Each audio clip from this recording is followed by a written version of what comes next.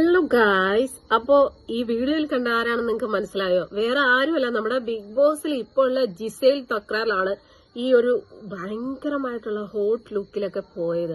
അപ്പൊ നമുക്കറിയാം, ഈ ഒരു ബിഗ് ബോസ് സീസൺ 7 ഒരു ഭയങ്കരമായിട്ടുള്ള ഹോട്ട് ലുക്കില്, സെക്സി ലുക്കില്, ഭയങ്കര മോഡേൺ ലുക്കിലൊക്കെ ഉള്ള ഒരു താരമാണ് നമ്മുടെ ജിസേലിന് അത്യാവശ്യം മലയാളമൊക്കെ സംസാരിക്കുന്ന കേൾക്കാൻ നല്ല രസമാണ്. ആലപ്പുഴക്കാരിയാണ്, പക്ഷെ പഠിച്ചതും വളർന്നതൊക്കെ അങ്ങ് പഞ്ചാബിലോ മറ്റോ ആണ്.